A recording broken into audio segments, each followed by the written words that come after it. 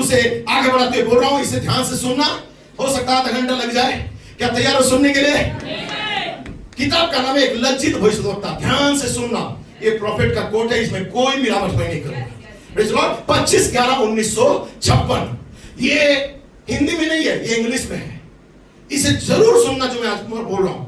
भाई ब्रनम टेबरनेकल के अंदर इस बात को कैसे बोल रहे थे, जबकि ब्रनम टेबरनेकल में चिन्ह चमत्कार, सामर्थ के काम, मुर्दे तक जिंदा होते थे। उस कलीसिया के अंदर जिसका अगुवा प्रॉफिट विलियम ब्रनम था, उस कलीसिया के अंदर भाई ब्रनम ने प्रचार को लाया और उनका शीर्षक उन्होंने दिया लज्जित भविष्यद्वक्ता, लज्जित नबी, शर्मिंदा में रहने वाला एक सेवक शीर्षक था। और उन्होंने एजरा का किताब को पढ़ा, जो मैंने पढ़ा था यहाँ पे। एजरा का किताब में जो बातें दिया गया है उस बातों को उन्होंने पढ़ा। सो अब नबी यहाँ पे क्या कहता है, देखिए 16वें वचन को लिखा है, हम पाते हैं कि इस्राएल को मिस्र विवाह नहीं करना चाहिए था। इस्राएल को मिक्सअप नहीं होना चाहिए था। मिस्र विवाह, मिस्रित इस्राएलियों को प्योर रहना था। इस्राएली हो सकता है ब्लड रिलेशन में आ रहा था। जो वो लोग कौन थे भाई, जो मैंने पिछले दिन में बताया था, मोआबी। हो सकता है दोनों का ब्लड रिलेशन था, दोनों के अंदर का खून एक ही था, दोनों का डीएनए टेस्ट करने से एक ही समान दिख रहा होगा, लूत का और अब्राहम का। Praise Lord. लेकिन उन्हें मिश्रित विवाह नहीं करना था। परमेश्वर इस्राएलियों का अलग किया था, मोआबियों का अलग किया था। Praise Lord. मिश्र विवाह नहीं करना चाहिए था, उनका विवाह एक दूसरे में ही होना चाहिए था, क्योंकि इस्राएली कभी विदेशी से नहीं विवाह करना चाहिए था, बल्कि उन्हें अपने ही रक्त प्रभाव को शुद्ध रखना था, अपने खून को गंदा नहीं करना था, अपना विश्वास को दोगला नहीं बनाना था। आज भी मुझे लगता है कि यहूदी का रक्त प्रभाव सबसे शुद्ध है। वे अभी भी मसीह की प्रतीक्षा कर रहे हैं, लेकिन हम जानते हैं कि वह पहले ही आ चुका है। उनकी आंखें अंधी है ताकि हमें मसीह के माध्यम से पश्चाताप करने का अवसर मिल गया, लेकिन आज भी रुके हुए मसीहा के लिए। अब 17 में कहता है, अब इज़रा के शासन काल में, इज़रा के दिनों में इस्राएल के बच्चे पिछड़े हुए थे। वे मोआबी महिलाओं को लेते थे, अमोरित की महिलाओं को लेते थे, फरीसी के लोगों को लेते थे, अन्य कई देशों की महिला और पुरुषों को लेते थे और उनकी सुंदरता, ढिल्लोल रूप रंग को देखते थे और अट्रैक्शन में आकर्षित होते थे और उनसे विवाह करने के लिए एक विवाह प्रपोजल को भेजते थे। क्योंकि हमारी थी फरीसी और यहाँ मोआबी, यहाँ की महिलाएं हो, यहाँ के पुरुष हो, उनका ढिल्लोल, आकर्षित, वासनायुक्त और एक खिंचाव था। उनका जो तौर तरीका है, उनका बॉडी उन्होंने ऐसा बना के रखा था कि कोई भी देख के उसकी ओर आकर्षित हो जाए। मनुष्य अपना बॉडी को क्यों बनाता है? ताकि कोई लड़की मुझे देखे, क्या वाव, क्या सिक्स पैक है। एक मनुष्य यदि कर रहा है अपने आप को दुनिया में लोगों को शो करने के लिए, तो उसके अंदर एक रॉन्ग स्पिरिट है, गंदी आत्मा है, जो दुनिया के तौर तरीका को सीख रहा है, दुनिया का हेयर स्टाइल को सीख रहा है, दुनिया का बियर्ड्स को लेके आ रहा है। तो यह दिखाना चाहता है कि मेरे अंदर भी वो चीज है जो काम वासना की उत्तेजना में लाएगा और मेरी और बहुत सारे लोगों को आकर्षित करेगा। ये सारी सेक्स डेविल को कलीसिया से हटाना होगा। ये चीज तुम्हें आकर्षित करता है, जो नबी कहता है यहाँ पे कि मोआबी कन्याओं को, अमरतियों को, फरीसियों लोगों को और कई अन्य देशों की महिला और पुरुषों को देखते थे और उनसे विवाह करने के लिए एक इजरायली आकर्षित होते थे। केवल विवाह ही नहीं, मात्र केवल विवाह नहीं, एक कॉन्ट्रैक्ट मैरिज होता था उनके बीच में। साल भर 6 महीना के लिए कोशिश करते थे पुरुष और स्त्री बन के देखेंगे और नहीं जमता है तो हम दोनों डिवोर्स ले लेंगे। लेकिन हम क्या करेंगे, पहले कॉन्ट्रैक्ट मैरिज। मैं आज तक अरेंज मैरिज सुना था, बाद में लव मैरिज सुना, लेकिन अब कॉन्ट्रैक्ट मैरिज भी सुन रहा हूं। दुनिया किस रीति से बर्बाद की ओर जा रहा है। लड़की लड़का पहले लिखेंगे, एक काम तू करेगा, एक काम मैं करूंगी, इधर तू जाएगा, इधर मैं जाऊंगी, फिर दोनों मिलके करेंगे, उसके बाद इतना महीना के बाद तू आजाद मैं आजाद। मनुष्य पागल होते चला जा रहा है दुनिया में। पशु का घर बन रहा है, हर कोई पशु का छाप ले रहा है, लेकिन धन्य दुल्हन जो इमारत के अंदर है, लव के नीचे पाई जाती है। ध्यान से सुने इस बातों को। मैं नहीं जानता कितना देर होगा, लेकिन इसे ध्यान से सुना मेरे भाई, ये आपके लिए बहुत जरूरी है। केवल विवाह नहीं करते थे वे लोग, बल्कि उनके साथ एक दूसरे के साथ वो रिलेशनशिप करते थे। अशुद्धता, लिप्त होते थे, अपने ही रक्त प्रभाव जीवन धारा को दूषित करते थे, अपनी मिनिस्ट्री को गंदा करते थे, एक अविश्वासी के साथ सहवास करके, संगति करके, रिलेशनशिप में जाके, उनके साथ फ्रेंडशिप करके वो क्या करते थे? अपनी सेवकाई को, अपनी कलीसिया को, अपना प्रकाशन को, अपना विश्वास को दूषित करते थे। फिर भी कहते थे हम मसीह, हम सेवन थंडर बिलीवर है। तब भाई ब्रैनम आगे कहता है 18 में, ये आज हमारी कलीसिया की तस्वीर है। जिस तरह से वे पुराने तरीके से जो परमेश्वर ने चर्च के लिए निर्धारित किया था उससे दूर जा रहे हैं लोग। हम जिस नियम के अनुसार जीवन जीने वाले थे, चर्च अब दुनिया के साथ वासनात्मक संबंध में मिल गया, ये दुनिया में चला गया और वहां पे उलझ गया। जो कलीसिया पहले मसीह जीवन जीने वाला था, वो कलीसिया आज बाहरी दुनिया के लोगों को देख के वासनात्मक संबंध बनाने के लिए दुनिया में जाके उनके साथ उलझ गए। गर्लफ्रेंड, बॉयफ्रेंड, फ्रेंडशिप बना के, बेस्ट फ्रेंड बना के। तब एजरा को दूत ने आके कह दिया कि एजरा तेरे बीच में ऐसा होता है। तब एजरा कहता है, प्रभु मैं तेरे सामने सिर उठाने के लायक नहीं हूं, मुझे तो मुंह दिखाने के लिए लाज लग रहा है। एक लज्जित हो गया भविष्यवक्ता, अपने आप से नहीं, उसके लोगों के कामों को देख के। ऊंची ऊंची बिल्डिंग को, ये वर्ल्ड ट्रेड टावर को, या ये बुर्ज खलीफा को देख के, या एक बुलेट ट्रेन को देख के, या लोग ऊंचा हील पहन के, शॉर्ट्स पहन के दुनिया में घूमते हैं उन्हें देख के, या हिजाब पहन के जाते हैं और नंगे बॉडी को नग्न अवस्था में लेके स्विमिंग पूल में तैरते, उन्हें देख के लज्जित नहीं हो रहा था। उन्हें देख के क्यों लज्जित होगा? और तो ज्यादा तो पापी और दुराचारी लोग हैं। लेकिन लज्जित तब हुआ कि उनके समान काम कलीसिया के जवान करने लगे थे, उनके जैसा हरकत करने लगे थे, उनके जैसा लाइफ स्टाइल अपनाने लगे थे। तब भविष्यवक्ता कहता है कि मेरे चर्च भी इस स्थिति में गिर गया, मुझे अब लाज लग रहा है। उन्हें सच्चाई कितनी बता जाए उसका विरोध करते हैं, पास्टर का सामना करते हैं और बोलते हैं ऐसा पुलपिट से नहीं बोलना चाहिए करके चर्चा करके अपने अपने विलासा में गिरे हैं, पाप और झूठ और फरेवर बुराई और चोरी में है। और जब बताया जाता है तो बोलते हैं ऐसा नहीं बोलना चाहिए, मुझे लाज लग रहा है, कलीसिया को क्या बोल के मैं तुझे मुंह दिखाऊं प्रभु। इज़रा कहता है।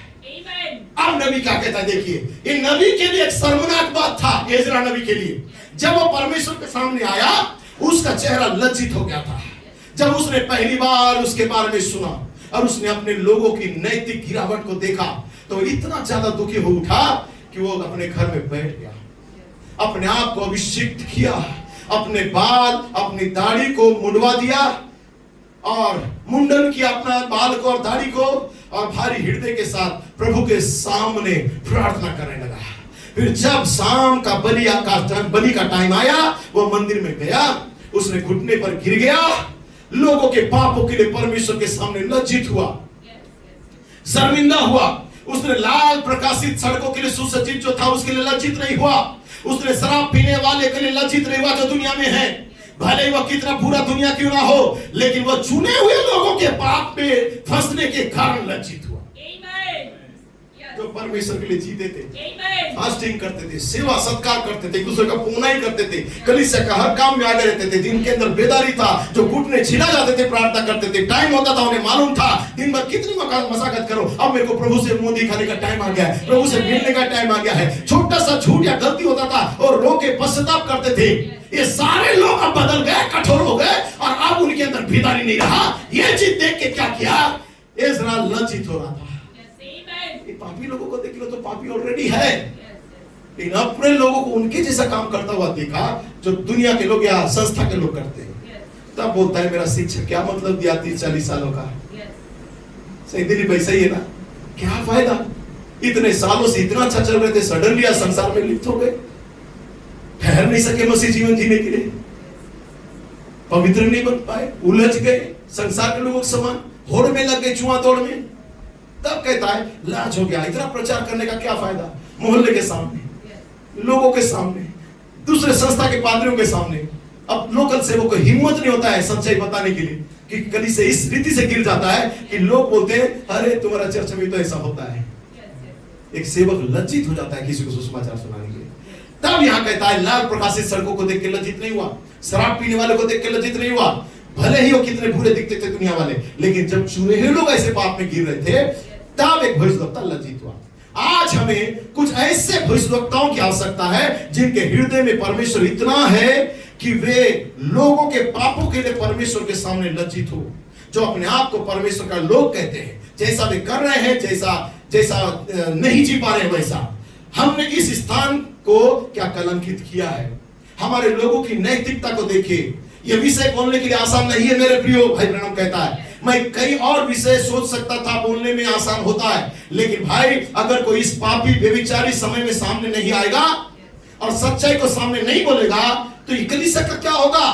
किसी को बोलना ही होगा, किसी को इसे लोगों के सामने रखना ही होगा। शायद एजरा इसे नहीं कर सकता था, लेकिन यह उसके हृदय में था।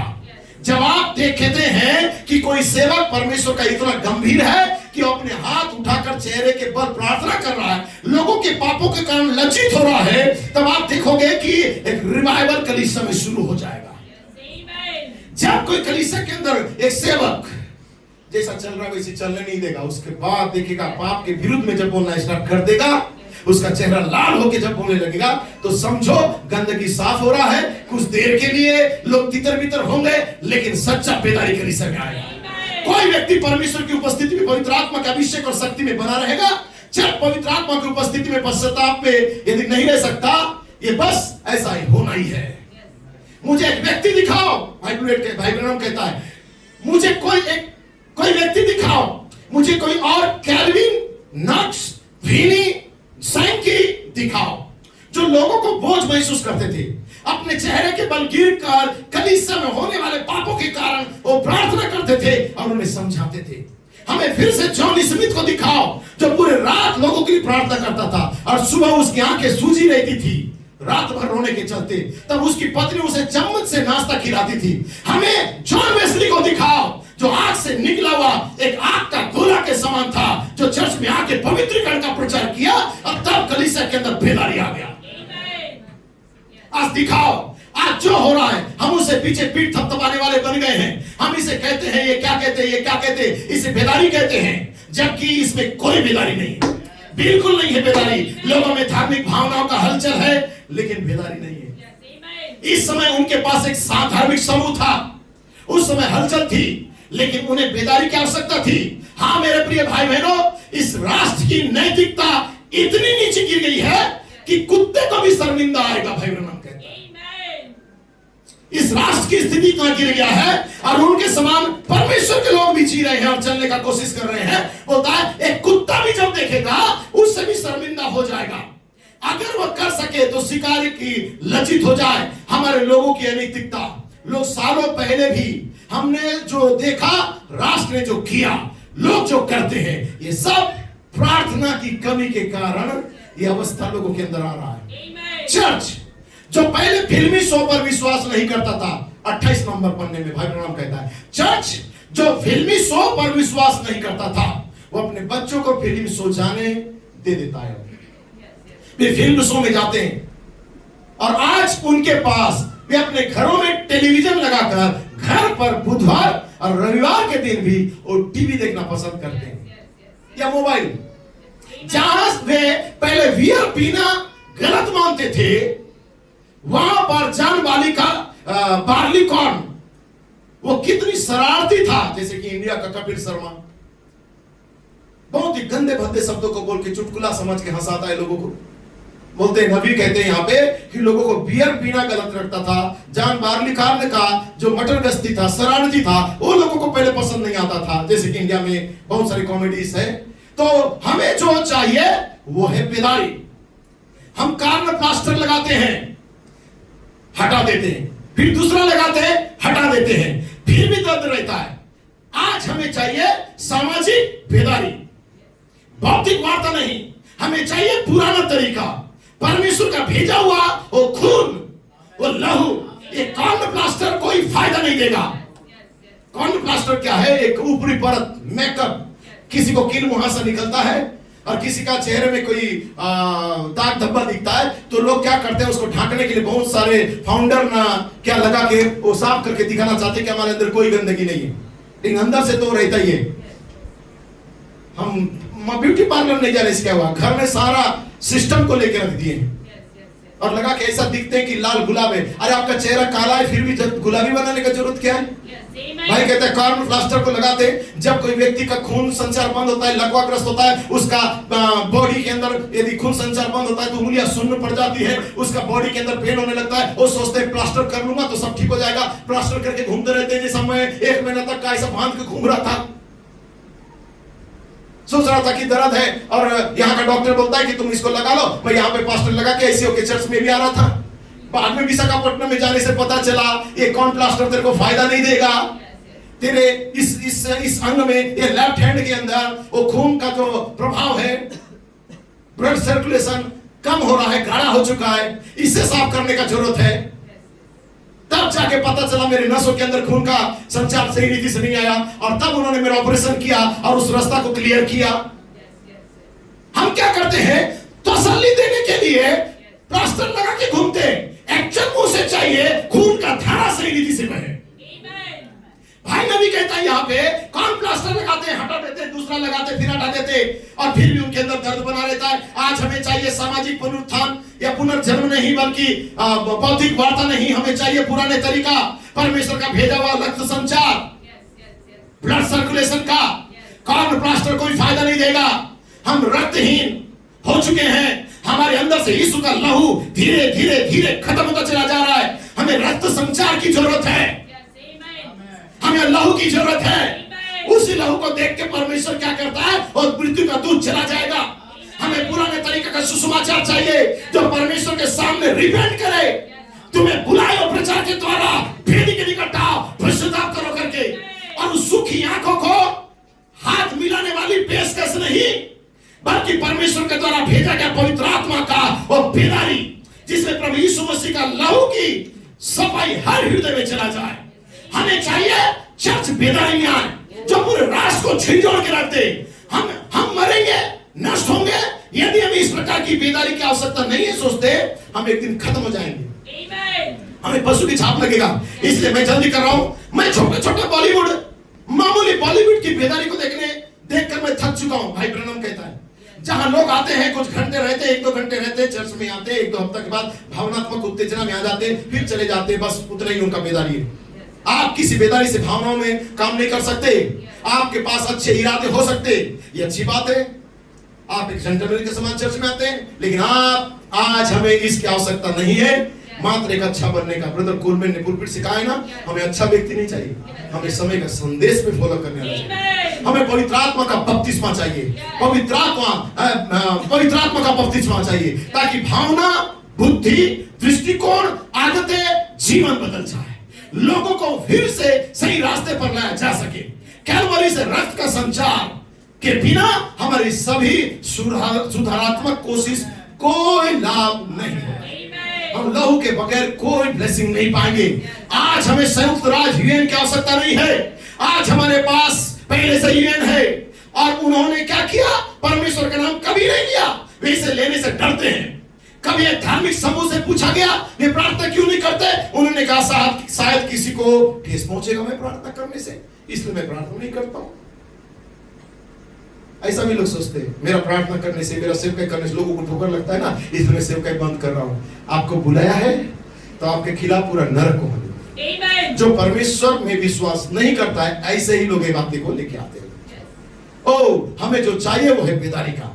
ये कोई फर्क नहीं पड़ता है कि किसे ठेस पहुंच रही है। हमें सुसमाचार गॉस्पेल का प्रचार करना, सही रंग दिखाना होगा। सही, मैं आपको उस कार्यक्रम के लिए पैसे भी नहीं दूंगा जिसे परमेश्वर को शामिल नहीं किया गया है, चाहे वो यूएन हो या बिग 4 हो, कुछ भी क्यों ना हो। जहां परमेश्वर की सेवकाई नहीं है, उस जगह में मैं घर आते सा चंदा नहीं दूंगा रसीद काटने के लिए।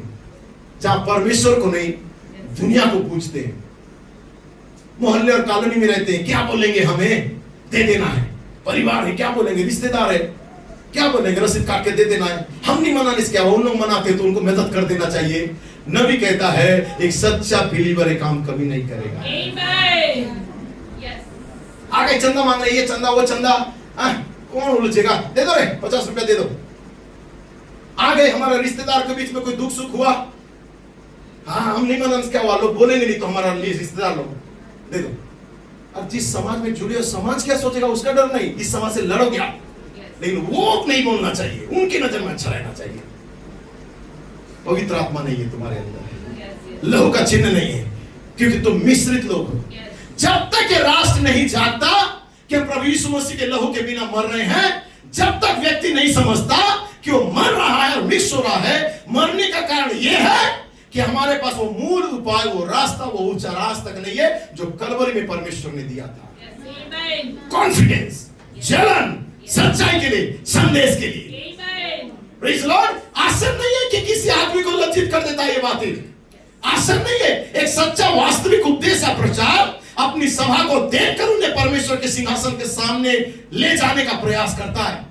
उनके घरों में जाकर उन्हें सिगरेट पीते, मजाक करते, पिछवाड़े में मनोरंजन करते, बियर की पार्टी करते, सड़कों पर घूमते फिरते, उन युवा लड़कियों के साथ, मध्य वर्ग के लड़कों के साथ, यहाँ तक कि दादी माँ कहलाने वाले लोग भी शॉर्ट्स पहन के, माता भी अपने बच्चों को घर में छोड़ के किटी पार्टियों में जाके बच्चों के साथ इतने उत्तेजित कपड़ों को पहनने हुए किसी भी शराब बेचने वाले का ध्यान आकर्षित करते हैं और फिर भी कहते हैं हम क्रिश्चियन हैं।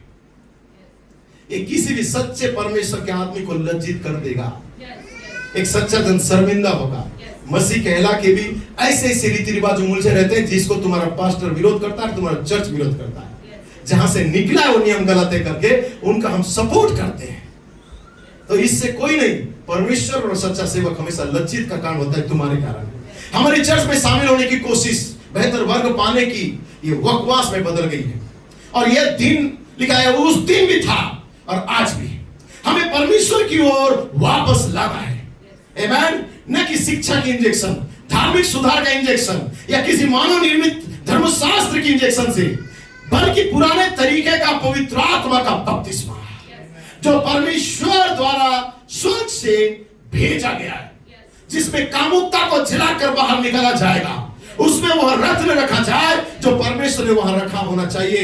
एक पुत्र और पुत्री के रूप में जब तक हम ऐसा नहीं करते, भौं वाले मेकअप किए हुए, भौं वाले, इसको बोलते हैं ना भौं वाले मेकअप किए हुए उत्तेजक दिखने वाली लड़कियां, पुरुष पीते हुए, स्मोकिंग करते हुए, धूम्रपान करते हुए खुद को मसीह कहलाते हैं, क्योंकि उन्हें कुछ भी पता नहीं है। उनके हृदय में वही कामुकता का जड़ मौजूद है। हमें चर्च को आज साफ करने का जरूरत है, बेसमेंट से लेकर पुलपिट तक का। ब्रदर भाई ब्रनम कहता है बेसमेंट से लेकर पुलपिट तक का आज कलीसिया को साफ करने का जरूरत है। क्या ऐसा ही है? आमीन करो भाई।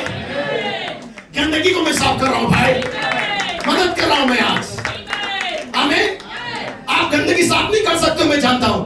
आप आपका घर का जो संडास है, जो टॉयलेट रूम है, 20-30 साल से भरा हुआ है गंदगी, आप साफ नहीं करते हो। लेकिन जगह जगह क्या दिखता है कि जो कोई अपना टंकी साफ करवाना चाहता है, इस नंबर में कांटेक्ट करे, तब वो व्यक्ति आता है और साफ कर देता है। तो साफ करने का काम एक सेवक का है। तुम नहीं कर पा रहे हो तुम्हारी गंदगी साफ, एक सेवक उठाए साफ करने के लिए। साफ करने दो, ये बदबू पूरी दुनिया में फैल जाएगा और तुम्हारे चलते लज्जित होना पड़ेगा। हालेलुया। सो आज हमें चाहिए एक लज्जित भविष्यवक्ता, एक शर्माने वाला सेवक। कभी कभी लोग प्रार्थना पढ़ती में आते हैं, प्रार्थना करवाने के लिए आते हैं, ऐसा लगता है कि वे शोहरत के घर जा रहे हो। सही है, कुछ मांगने के लिए आते हैं चर्च में, ये जिजाबेल की तरह आते हैं। आज हमें चाहिए कि घर का सफाई, हृदय को नम्र होना।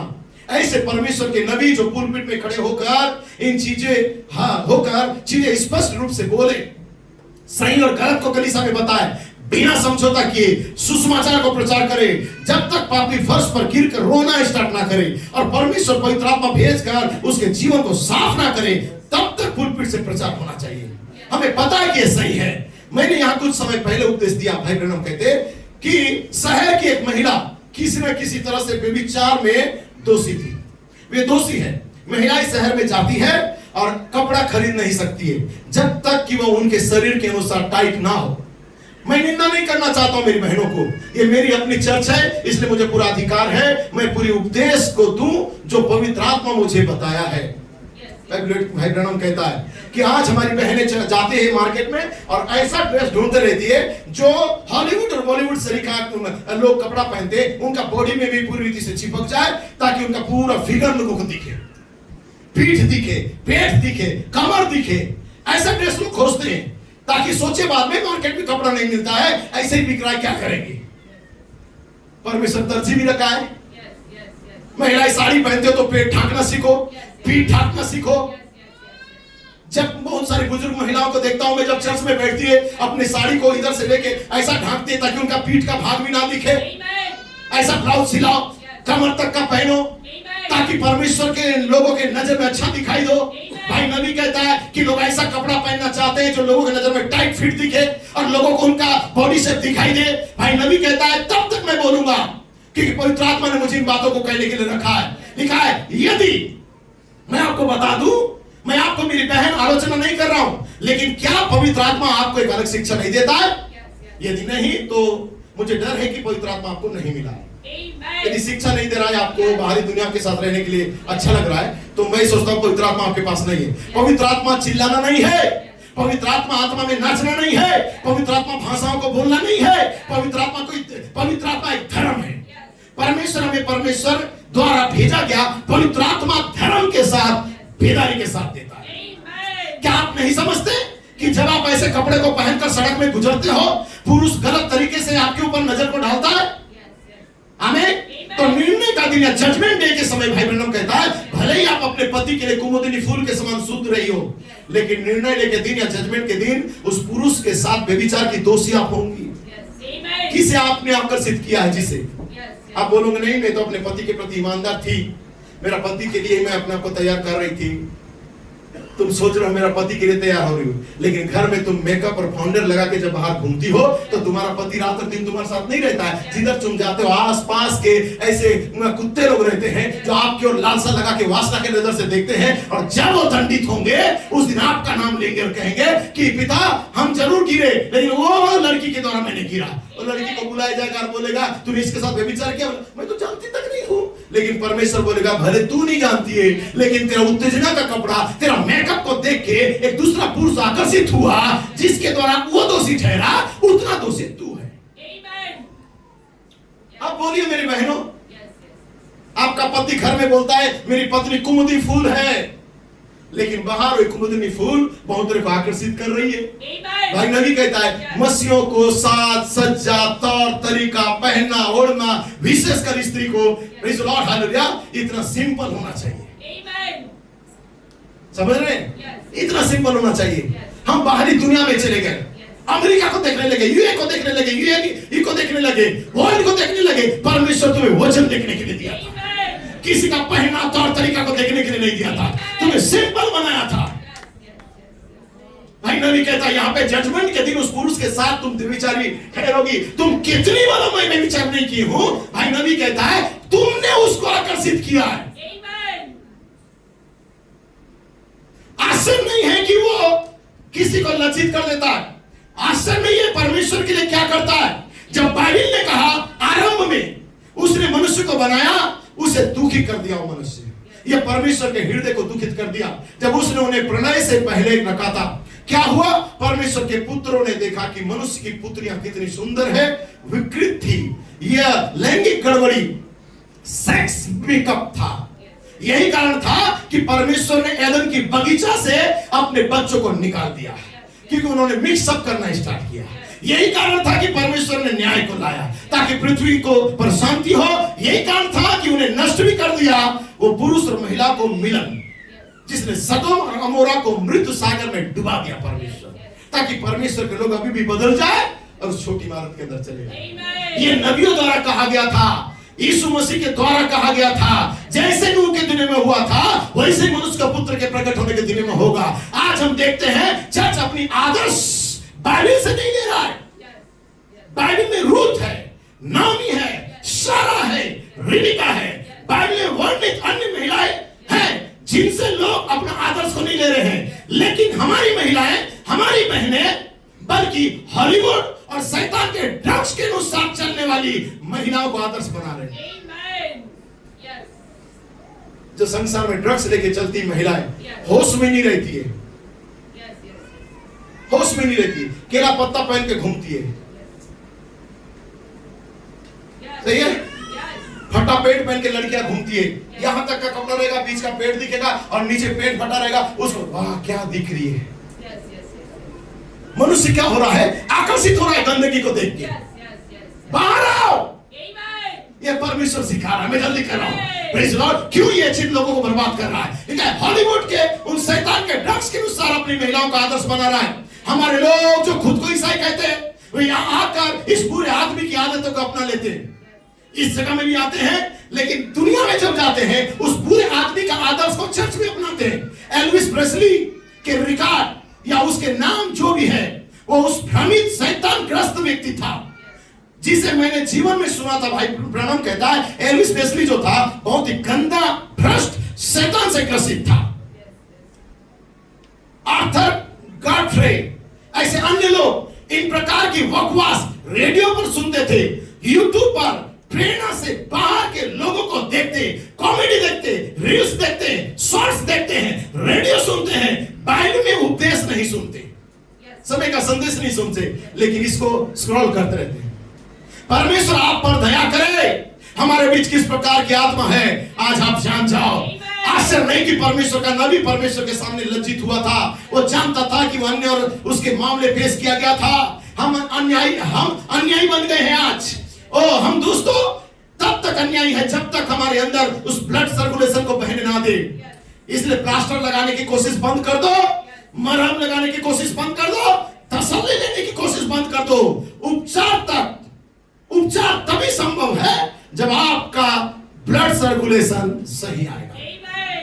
Praise Lord. यही कारण है कि लोग डायबिटिक हैं, यही कारण है कि लोग मधुमेह, भाई ब्रैनम कहता है यहां पे एक स्पिरिचुअल तरीका से बताता है, यही कारण है कि लोगों को मधुमेह है। यदि कोई खुद को काट ले जिससे डायबिटीज हुआ है या मधुमेह हुआ है, तो शायद कभी वो ठीक नहीं होगा। शुगर पेशेंट को यदि बॉडी के अंदर तुम कुछ कट लगा दो तो वो व्यक्ति ठीक नहीं होगा। क्यों? क्योंकि असली खून का रक्त उसके अंदर समाप्त हो चुका है, जो रेड ब्लड सेल है, इसलिए डायबिटीज हुआ है। यदि आज किसी को मधुमेह है या डायबिटीज है, भाई ब्रैनम कहता है उसे छोटा सा खरोच को लगा के तो देखो, घाव कभी नहीं भर पाएगा, क्योंकि उसके अंदर का जो लाल खून है वो खत्म होता चला जाता है। वैसे ही आपके अंदर के 7 सद्गुण, ये भाई ब्रैनम कहता है आपके अंदर का गुण जब खत्म होने लगता है, आत्मिकता धीरे धीरे खत्म होता चला जाता है। जब छोटा सा ही खरोच आपको लग जाता है, एक दिन आपको वही खरोच धीरे धीरे घाव बनाकर आपको सड़ा देता है, आत्मिक पतन और कमजोर करके एक दिन आत्मिक मृत्यु के अंदर आप चले जाते हैं। इसलिए भाई ब्रैनम 48 में कहता है पूरा चर्च को डायबिटिक हो गया है। सारा कलीसिया आज मधुमेह से रोगित है। हर छोटी कटौती जिसे आप छूते हो, उसके बजाय आप उसे खोदते हो। एक छोटी सी बात कहीं से उठ गया, उसी बात को आप एक दूसरे के सामने ले जाके खरोचते रहते हो, ऐसा क्यों हो रहा है? तो डायबिटिक पेशेंट क्या होता है, और घाव से भरता है, और एक दिन उसके अंदर का सारा जो लहू बचा हुआ है, प्यार, मसीह जीवन खत्म हो जाता है। भाई नबी कहता है जिसे आप छूते हो, बजाय आप उसे खरीदते रहते हो। ये ठीक नहीं होता है। स्वार्थ, भाई ब्रैनम कहता है स्वार्थ, लालच, अनैतिकता, सब कुछ जो परमेश्वर के गलत कर्म के कैलेंडर में है, चर्च उन्हें अपना रहा है। पुरुष पीते हैं, धूम्रपान करते, गंदे भंदे मजाक करते हैं, महिलाएं बाल को कटाती है, मेकअप को करती है, अनैतिक कपड़ा को पहनती हैं, लोगों के सामने जाते हैं। ये सब इसलिए क्योंकि हमारे पास प्रभु यीशु मसीह का लहू नहीं है जो हमें सभी अन्याय से साफ करे। हमारे पास, हमारे लहू में आज भी लहू नहीं है। ये कठिन लग सकता है आपको मुसलमान, हाँ, लेकिन ये सत्य है। यदि हम परमेश्वर सर्वशक्तिमान के न्याय को नहीं बताएंगे तो आप एक दिन एटॉमिक विस्फोट में फंस जाओगे। यदि मैं सच्चाई नहीं बताऊंगा, एक दिन धमाका होगा जो हर आत्मा को अनंतता में भेज देगा। वहां जाकर एक ऐसे परमेश्वर से मिलोगे जो परमेश्वर अपने पुत्र यीशु के रक्त को ही मान्यता देगा। बाकी याद रखना मेरी सलाह को, यीशु मसीह के लहू के बाहर किसी को नहीं पहचानेंगे। ठीक है? तो हम विश्वास क्यों नहीं कर सकते? म्यूजिशियन यहाँ पे आएंगे। ठीक है, हम विश्वास क्यों नहीं कर सकते? हमारे पास इतनी बड़ी चिकित्सालय क्यों नहीं होती है? हम अपने आप को क्यों नहीं सही तरीके से क्यों नहीं अपनाते? इसका कारण यह है कि हम प्लास्टर लगाने वाले बन गए हैं, हम टेप लगाने वाले बन गए हैं, चीजों को ढकने की कोशिश करने वाले बन गए हैं, बजाय इसके कि हम रक्त की आवश्यकता हो। हम उस लहू और मसीह के बिना खुद को धोखे में मत रखो। शैतान को अपने कंधे को पीठ को थपथपाने मत दो। ये कहते मत दो कि तू चर्च जाता है। भाई नबी कहता है शैतान भी जाता है चर्च। वह जरूर गया, परमेश्वर के पास गया, स्वर्ग में चर्च में गया, परमेश्वर के सिंहासन के पास गया, परमेश्वर के पुत्रों के साथ भी बैठा। परमेश्वर ने मिलकर बोला तुम कहां थे शैतान? तो शैतान भी बढ़िया उत्तर दे रहा है, प्रभु इधर उधर घूम रहा था, लेकिन आज मैं चर्च आया हूं। उसने कहा पृथ्वी पर इधर उधर ऊपर नीचे घूम रहा था। यही वो जगह थी जहां वो गया था लोगों को भरमाने के लिए। लेकिन फिर कहता है बाद में मैं तो चर्च में आया हूं प्रभु, मैं इधर उधर गया था लेकिन तो गया चर्च। शैतान बोलता है ना वहां पे जब अय्यूब को परखने का टाइम आया तो शैतान चर्च जाता है। भाई ब्रनम कहता है शैतान भी चर्च जाता है। शैतान ईसाई जैसा व्यवहार करता है, वो एक छलिया है। यदि वो ईसाई और चर्च जैसा व्यवहार न करता तो छलिया नहीं बनता, कोई आदमी धोखा नहीं खाता। फर्क बस काले और सफेद की तरह है, एक दूसरे के विपरीत है। लेकिन बाइबल ने कहा इतना नजदीक होगा एक धोखा देने वाला आत्मा कि हो सके चुने हुए लोग भी उसके धोखे में आके खुद की आत्मिकता पतन करके अपने आप को इस लहू से दूर करते हैं। एक व्यक्ति जो लहू लगाने के लिए 20-30 साल से चिल्ला रहा है उसको इग्नोर करेंगे, छलिया का बात को सुन के, जो उनके मन के अनुसार उनको तसल्ली देता है। लिखा है वही आत्मा अंतिम में होगा। दोस्तों हम वहीं पर हैं, वहीं पर है। एक अंतिम कोट लिखा है यहाँ पे, मैं जल्दी इसे ही खत्म कर दे रहा हूं, ठीक है? आप इसे धुन दे के बजा सकते हैं। हाँ, एक छोटा सा भाई ब्रनम कहता है ये छोटा ब्रनम टेबरनिकल है। कौन था? यहां बैठा छोटा सा पुराना पिछवाड़ा बैकवास जो ईंट के कोने पर पड़ा था। यहां तक कि जेफरसन बिल भी मुश्किल से इस कलीसिया को जानता था वो कहां है। और जो लोग यहां आते थे, आज परमेश्वर ने कृपा करके आपको उठाया, आपको महान लोगों में बदल दिया। भाई ब्रनम कहता है ब्रनम टेबरनिकल को, आपको उठाया और सारी दुनिया में सबसे महान लोगों में आपका नाम लिया। और तुम्हें मुंबई जानता है, भारत जानता है ये टेबरनिकल कहां है, डरबन जानता है ये टेबरनिकल कहां है, अफ्रीका जानता है, Bharat, Germany, England, Finland, Sweden, Europe, Asia, Thailand के द्वीप और अन्य स्थान वे सभी जानते हैं कि परमेश्वर ने हमको, हम लोगों को, हम लोगों के लिए एक उदाहरण बनाया है। इस टेबरनिकल को पूरी दुनिया के उदाहरण बनाया है। और सोचो इसके बाद भी हम दुनिया की चीजों में उलझ जाते हैं। भाई ब्रनम कहता है कि मुझे ब्रनम टेबरनिकल को पूरे वर्ल्ड के लिए क्या किया, लाइट हाउस बनाया। फिर भी ब्रनम टेबरनिकल आज दुनिया की नजर में क्या हो रहा है, उलझ रहा है और लोग उससे ठोकर खा रहे हैं। आप अपने आप को देख के देखो परमेश्वर कहां रखा है आपको। लिखा है परमेश्वर ने हमें लोगों के लिए उदाहरण बनाया। सोचो उसके बाद भी हम दुनिया की चीजों में उलझ जाते हैं और आध्यात्मिक कमजोरी, स्पिरिचुअल जो कमजोरी है बन जाते हैं। हमें पहाड़ी पर रखा गया प्रकाश स्तंभ जो छिप नहीं सकने वाला दीपक होना चाहिए था। हे परमेश्वर मैं भी आप सभी की तरह दोषी हूं। मेरा मतलब है कि मैं सोचता हूं प्रभु पुराना तरीका परमेश्वर का द्वारा भेजा गया प्रायश्चित जो रिपेंटेंस है और परमेश्वर की ओर से बुलावा, ताकि जब पुरुष और महिलाएं इस दरवाजा से प्रेज़ लॉर्ड लाठी के सहारे से भी क्यों ना हो यहां प्रवेश करे, बिना लाठी के से यहां से जाए। यहाँ पापी बन के आए लेकिन यहाँ पे एक धर्मी बन के जाए। अंधा अंदर आए और देखते बाहर जाए। जब बहरा यहाँ पे आए सुनते बाहर जाए। जब पापी इसके अंदर आए काला पाप से भरा हो, लेकिन जब बाहर जाए भेड़ के बच्चे के समान लहू में धोकर यहाँ से जाए। इस कलीसिया को ऐसा बना दीजिए। इस रवा क्या तैयार है आप ऐसा बनने के लिए? मेरे माताओं पिताओं अपने बच्चों को ध्यान दो, अपने बच्चों को गलती को मत छिपाओ। म्यूजिशियन जरूर ध्यान देंगे, खुदा तेरी शरण सबसे प्यारी है। प्रेज़ लॉर्ड ध्यान दो। भाई कोलमैन कहता है माताओं तुम अपने बच्चों का नाम को छुपाते हो ताकि कहीं पुलपिट से तुम्हारे बच्चे का नाम नहीं ले लो। तुम जानते हो तुम्हारे बच्चे क्या काम करते हैं, पाप और व्यभिचार में रहते हैं, संसार में उलझे रहते हैं, ऐसे ऐसे कर्म करते हैं, जानने के बाद भी तुम चुप रहते हो। याद रखना एक दिन परमेश्वर के सामने आपको हिसाब देना पड़ेगा। खैर मैं सारी बातों को नहीं कहूंगा, इतना काफी आपके लिए समझने के लिए। प्रेज़ लॉर्ड जितने गूगल मीट से जुड़े हैं प्रभु आप सबको आशीष दे। परमेश्वर ने हमारे लिए एक सेवकाई को दिया है, छोटी सी इमारत का सेवकाई को, ताकि आज एक बहुत अच्छा उदाहरण बन के हम क्या करें, आमीन, उस इमारत के अंदर जब प्रवेश किए हैं उस लहू के साथ वहां पे रहे। क्योंकि भविष्यवक्ता जब लज्जित हो चुका है, अब जाने कि हम लज्जित ना करें अपने सेवकों को, वरन हम संसार से बाहर आए और संसार के समान ना बने। प्रेज़ लॉर्ड सब परमेश्वर आप सबको बहुत आशीष दे। आइए अपने स्थान में खड़े हो जाए। Praise Lord, God bless you.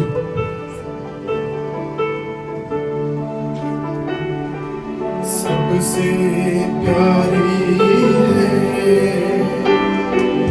तेरे बिना हर पल यहाँ अधूरा लगता है। हे खुदा तेरी शरण सबसे प्यारी है, तेरे